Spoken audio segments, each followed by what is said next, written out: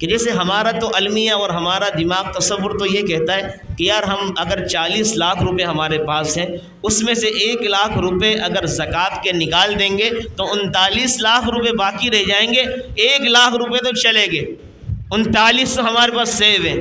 اللہ تعالیٰ اس کے برعکس فرما رہے ہیں کہ ما عندکم ینفد، کہ تمہارے پاس جو 39 لاکھ ہیں یہ تو ختم ہو رہے ہیں، وما عند اللہ، جو اللہ کے پاس 1 لاکھ تم نے جمع کروا دیے وہ ہمیشہ باقی رہنے والا ہے۔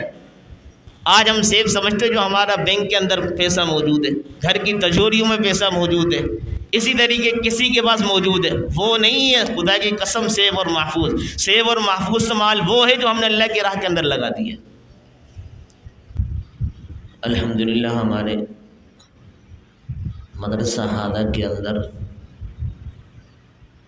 ابتدا سے لے کے ابھی تک رمضان کے حوالے سے چند ایک فضائل اور رمضان المبارک کے روزے کے فضائل، ساتھ میں ان کے مسائل، اور ساتھ میں نماز تراویح کے حوالے سے چند فضائل اور ان کے مسائل آپ کے سامنے بیان کیے گئے ہیں۔ اللہ کریم سے دعا ہے کہ اللہ رب العالمین ان فضائل اور مسائل کو جو ٹوٹا پھوٹا طریقے سے آپ کے سامنے بیان کیا ہے اللہ قبول فرمائے۔ آج کی اس نشست کے اندر ہم آپ کے سامنے زکوٰۃ کے حوالے سے چند ایک باتیں ذکر کریں گے۔ جیسے آپ کو معلوم ہے کہ اسلامی ارکان میں سے نماز ایک رکن ہے، حج ایک رکن ہے، روزہ ایک رکن ہے، اسی طرح زکوٰۃ بھی اسی طرح ایک رکن ہے۔ جس طرح اسلام کے اندر آدمی جب داخل ہوتا ہے لا الہ الا اللہ محمد الرسول اللہ کہہ کر، تو جب وہ دائرہ اسلام میں آ جاتا ہے، اسلام کی باؤنڈری کے اندر داخل ہو جاتا ہے، تو پھر اس کے آ جانے کے بعد بہت زیادہ احکامات اللہ کریم کے اس کی طرف متوجہ ہو جاتے ہیں۔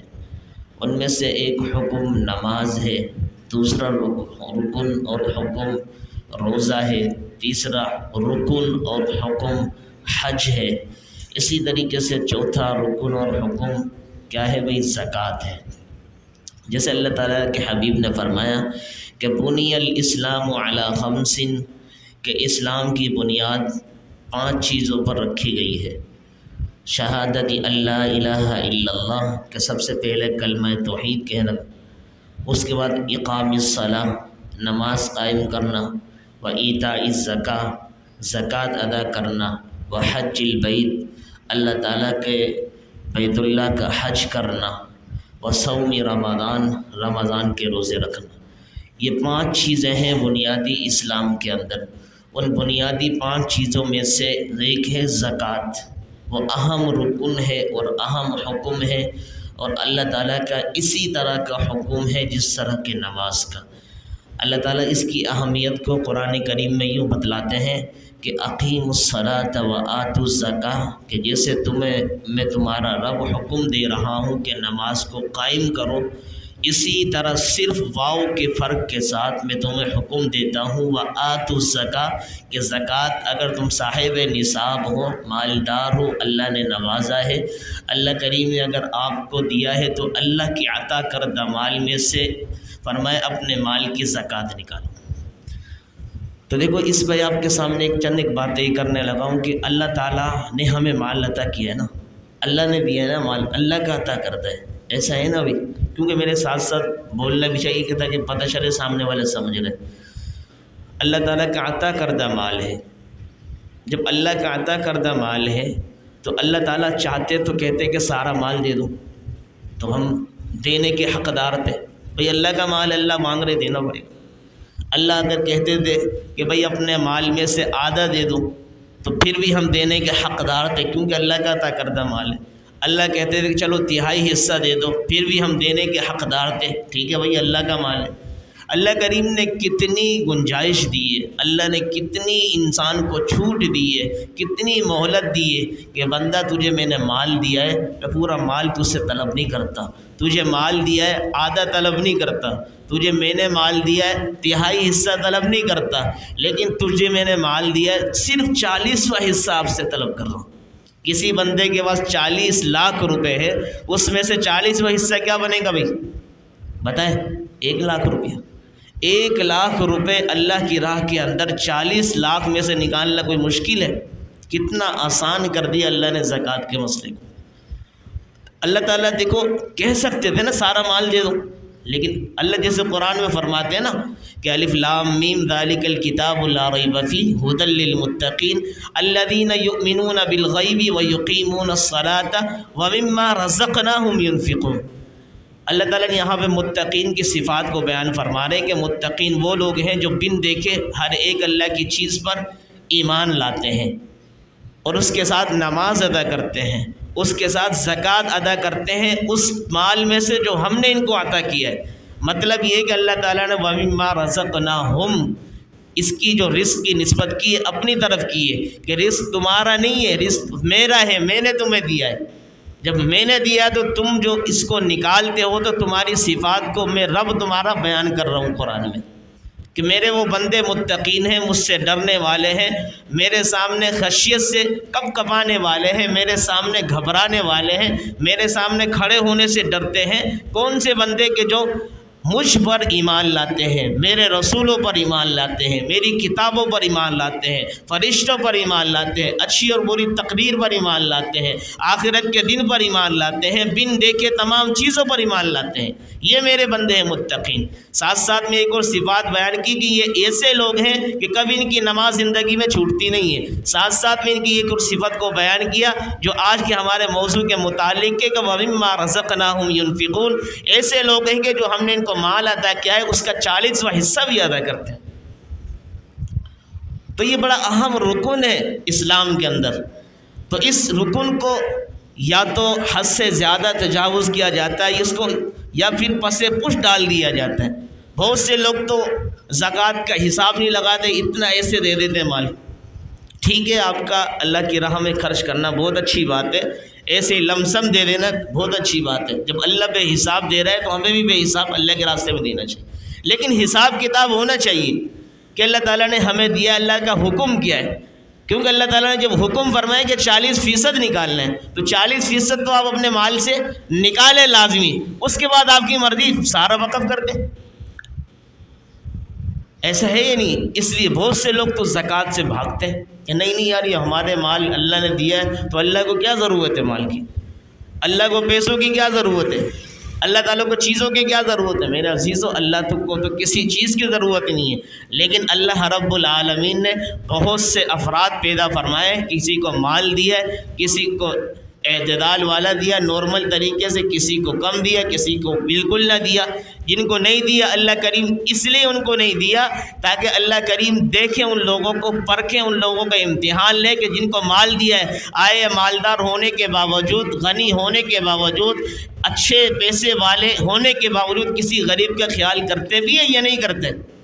آپ کو پتہ ہے نا دنیا اللہ تعالیٰ نے دارالامتحان بنایا ہے، اس کو امتحان کی جگہ ہے، امتحان کی جگہ کے اندر امتحان لیا جاتا ہے اور اس کو اچھے انداز میں لیا جاتا ہے تاکہ پتہ چل جائے، پرکھا جاتا ہے کہ پورے سال اس نے کیا پڑھائی کی ہے، پورے سال آئے اس نے مکھیاں ماری اور حقیقت میں کتابیں کھولی، پتہ چل جاتا ہے امتحان کے وقت میں۔ اللہ کریم نے بھی ہم سب کو اس دنیا کے اندر جو پیدا فرمایا ہے کہ امتحان کے لیے پیدا فرمایا ہے۔ جیسے ایک بچہ، ایک طالب علم یا ایک بچہ ایک بہت بڑا اسٹوڈنٹ وغیرہ ہوتا ہے، کہیں امتحان گاہ کے اندر جاتا ہے، امتحان ہال کے اندر جاتا ہے امتحان دینے کے لیے، وہ آپ کو پتہ ہے 2 گھنٹے کے لیے، 3 گھنٹے کے لیے، 3.5 گھنٹے کا ٹائم ہوتا ہے۔ بھئی آپ نے اتنے سوالات حل کرنے، اتنے آپ کے سوالات اس کے جوابات آپ نے حل کرنے اور آپ کے پاس اتنا وقت ہے۔ اب جو کچھ وہ پرچے میں لکھے گا پھر اسی لکھنے کے باقدر، اسی پڑھائی کے باقدر اس کا نتیجہ ملے گا۔ ایسا ہے نہیں، اگر اس نے ٹھیک لکھا ہوگا تو اس کا نتیجہ بھی اس کے لکھنے کی بنا پر ملے گا، اس کی پڑھائی کی بنا پر ملے گا۔ اگر اس نے کچھ بھی نہیں کیا، پرچے کو خالی پکڑا دیا تو نتیجہ بھی 0 نکلے گا۔ تو اللہ تعالیٰ نے ہمیں بھی اس امتحان ہال کے اندر فرمایا بھیجا ہوا ہے۔ اس دنیا کو ہم یہ نہ سمجھے کہ یہ ہمیشہ کے لیے رہنے کے لیے آئے ہیں۔ اللہ تعالیٰ نے دنیا کے اندر ہمیں 70 سال کی، 60 سال کی، 50 سال کی، 40 سال کی زندگی دی ہے۔ ہم سمجھتے ہیں کہ چلو یار آج چھوڑ دیں، نماز نہیں پڑھتے، قرآن کی تلاوت نہیں کرتے، ہم پر اگر زکوٰۃ فرض ہے نہیں دیتے، اگلے سال کر لیں گے۔ اگلے سال کا ہمیں معلوم ہے کہ ہم زندہ رہیں گے، ہمیں تو کل کا پتہ نہیں، اگلے سال تو بہت دور ہے۔ تو اس لیے اللہ تعالیٰ نے امتحان کے لیے ہمیں یہاں اس دنیا کے اندر بھیجا ہے، اور بھیجنے کا مقصد یہ ہے کہ اگر ہم نے تمہیں مال دیا ہے، اپنے مال کا تم کس قدر حساب سے اپنی زکوٰۃ نکالتے ہو، غربا کے کس طرح خیال کرتے ہو۔ اگر غریبوں کا خیال کریں گے تو خدا کی قسم ہمارے پاس مال جو ہوگا، ہمارے مال کے اندر اضافہ بھی ہوگا، اور اللہ تعالیٰ خوش بھی ہوں گے اور مزید ہمیں دیں گے۔ اور اللہ تعالیٰ کو تو یہ فیصلہ خود قرآن میں فرماتے ہیں کہ ما عندکم ینفد وما عند اللہ باق، کہ جیسے ہمارا تو المیہ اور ہمارا دماغ تصور تو یہ کہتا ہے کہ یار ہم اگر 40 لاکھ روپے ہمارے پاس ہیں، اس میں سے 1 لاکھ روپے اگر زکوٰۃ کے نکال دیں گے تو 39 لاکھ روپے باقی رہ جائیں گے، 1 لاکھ روپے تو چلے گے، 39 تو ہمارے پاس سیو ہیں۔ اللہ تعالیٰ اس کے برعکس فرما رہے ہیں کہ ما عندکم ینفد، کہ تمہارے پاس جو 39 لاکھ ہیں یہ تو ختم ہو رہے ہیں، وما عند اللہ، جو اللہ کے پاس 1 لاکھ تم نے جمع کروا دیا وہ ہمیشہ باقی رہنے والا ہے۔ اللہ کا اصول اور ضابطہ دیکھو کیسا ہے، بالکل کہ جو تم اللہ کی راہ میں خرچ کر رہے ہو وہ ہمیشہ وہ سیو ہونے والا ہے۔ آج ہم سیو سمجھتے جو ہمارا بینک کے اندر پیسہ موجود ہے، گھر کی تجوریوں میں پیسہ موجود ہے، اسی طریقے کسی کے پاس موجود ہے، وہ نہیں ہے۔ خدا کی قسم سیو اور محفوظ مال وہ ہے جو ہم نے اللہ کی راہ کے اندر لگا دی ہے۔ تو اس لیے اپنے مال کی جو ہے نا زکوٰۃ سے گریز نہ کریں، پیچھے نہ ہٹیں، یہ اللہ کا عطا کردہ مال ہے۔ اور ہم سب سے پہلے اس کے اندر یہ دیکھیں کہ اتنا بڑا اہم رکن ہے، یہاں تک آتا ہے کتابوں کے اندر، بلکہ قرآن کریم کے حوالے سے، اس آیت کے حوالے سے فقہاء کرام فرماتے ہیں کہ کسی شخص نے زکوٰۃ کا انکار کیا نا، زکوٰۃ کا انکار، تو وہ کافر ہو جاتا ہے کہ بھئی میں زکوٰۃ کو مانتا ہی نہیں ہوں۔ ایک مذہب ہے اور ایک فرقہ ہے جو ہمارے معاشرے کے اندر، نام لینا میں مناسب نہیں سمجھتا، اشارتاً آپ کو کنایتاً بتاتا چلوں، فرمایا کہ وہ اس زکوٰۃ کا منکر ہے، جس کو ہم مسلمان نہیں سمجھتے۔ پھر زکوٰۃ کا وہ طبقہ منکر ہے، تو ظاہر سی بات ہے اہل سنت والجماعت احناف کے نزدیک وہ دائرہ اسلام سے خارج ہے۔ ظاہر سی بات ہے اہم رکن ہے جو اسلام کا، اس کا جو بندہ منکر ہو تو اسلام میں کیسے داخل ہو سکتا ہے؟ وہ اسلام کے تو خلاف ورزی کرنے والا ہے، جو اسلام کا مخالف ہو تو وہ مسلمان نہیں ہو سکتا۔ اللہ تعالیٰ نے جہاں اقیموا الصلاۃ وآتوا الزکاۃ فرمایا، وہیں پر یہ فرمایا کہ نماز قائم کرو، زکوٰۃ ادا کرو۔ نماز بھی رکن ہے اور زکوٰۃ بھی رکن ہے۔ نماز کو مانتے ہیں لیکن زکوٰۃ کو نہیں مانتے، اس کا مطلب ہے دائرہ اسلام سے خارج ہے۔ اور وہی ہمارے مسلمان جو سنی ہیں، نوجوان ہیں یا بوڑھے ہیں، کوئی بڑے ہیں، انہی کے مذہب کے مطابق فرمائے کہ زکوٰۃ کے پیسوں کو بٹور کر ہمارے اوپر اعلیٰ کار بن کر کھڑے ہوتے ہیں، اور مسلمان بڑے جوش و خروش کے ساتھ ان کو دے رہے ہوتے ہیں اپنی زکوٰۃ۔ خدا کی قسم زکوٰۃ جو بندہ مانتا نہیں ہے وہ زکوٰۃ کیسے وصول کرنے کے لائق ہے؟ اس کو تو زکوٰۃ دی نہیں جا سکتی۔ ایک بندہ مانتا نہیں، کبھی نماز کو نہیں مانتا، پھر اس سے نماز بندہ سیکھے یا اس کے بعد اس کے سامنے سجدہ کرے، بولیں گے بے وقوف شخص ہے یار، تم ایسے بندے کے سے علم حاصل کر رہے ہو کہ جس کو نماز کا تو قائل ہی نہیں ہے، نماز کو مانتا نہیں ہو، اور اس کے سامنے تم نماز کا ڈھانچہ بن کے دکھا رہے ہو۔ بیائی نہیں اسی طریقے سے ان کے لیے لوگ اپنے دل کے اندر درد رکھتے ہیں کہ نہیں بھائی جے ڈی سی والے جو ہیں یہ بہت اچھا دسترخوان لگاتے ہیں، یہ بڑے بڑے شتر مرغ وغیرہ لوگوں کے سامنے ذبح کرتے ہیں، اور یہ لوگوں کو دسترخوان غریبوں کو کھلاتے پلاتے ہیں۔ یہ مسلمانوں کو دکھانا کچھ اور ہوتا ہے، اس کے آڑ میں کرنا کچھ اور ہوتا ہے۔ لہذا مسلمان اگر جو اس طرح کی تنظیمات کو، اس طرح کے اداروں کو جو اپنی زکوٰۃ دیتے ہیں نا، ان کی زکوٰۃ حقیقت میں فقہاء کے نزدیک قابل قبول نہیں ہے، وہ اپنی زکوٰۃ دوبارہ سے نکالیں۔ لہذا اپنی زکوٰۃ جو ہمیں دینی ہے، اس زکوٰۃ کے اندر مسائل کو بھی جھانچنا ہے، مسائل کو پرکھنا ہے۔ مسائل اگر ہمیں آتے ہوں گے تو انشاءاللہ العزیز ہماری جو زکوٰۃ ہے نا ٹھیک جگہ جائے گی۔ جب ٹھیک جگہ جائے گی تو ہمیں خود بخود خوشی ہوگی کہ ربا ایسا لگتا ہے کہ شاید میں نے اللہ آپ کے حکم کو مکمل فرمایا ہے، آپ کے حکم کو میں نے اس کی تعمیل کی ہے۔ اگر زکوٰۃ کی ادائیگی ٹھیک نہیں ہو، خود بخود دل کے اندر اس سے کھٹکا سا پیدا ہوگا، یا لگتا ہے شاید یہ میرا پیسہ پتہ نہیں صحیح جگہ بھی گیا یا نہیں گیا۔ کس کو تھمایا ہے کس کو نہیں تھمایا، اتنی زکوٰۃ بنتی تھی لیکن میں نے کس کو دے دی، تحقیق کرنی چاہیے اس کے اندر۔ تو فرمایا اہم رکن ہے سب سے پہلے۔ دوسری بات یہ کہ یہ فرض ہے، جب فرض ہے تو اس کا علم حاصل کرنا بھی فرض ہے۔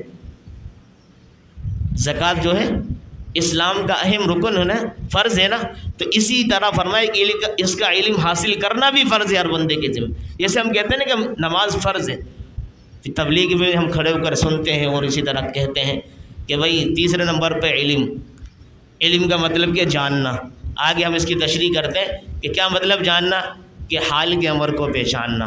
حال کے امر کو پہچاننا کیا مطلب، کہ ہر ایک مسلمان مرد عورت بالغ کے لیے یہ فرض ہے اتنا علم حاصل کرنا کہ پاکی ناپاکی، جائز ناجائز، حرام حلال کی تمیز ہو سکے۔ یہ کہتے ہیں نا الفاظ، یہ کیوں کہتے ہیں کہ نماز کے مسائل ہمیں ضروری آنے چاہیے، اس لیے کہ اسلام کا اہم رکن ہے یہ۔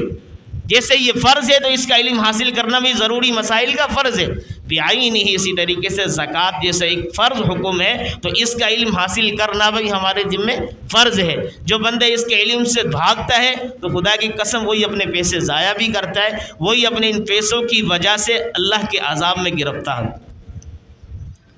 اللہ تعالیٰ کے قرآن میں سے ایک آیت آپ کے سامنے رکھتا ہوں، بس بات ختم کرتا ہوں، وقت بھی بہت مختصر ہوتا ہے، بندہ تمہید باندھتے 10 منٹ لے جاتا ہے۔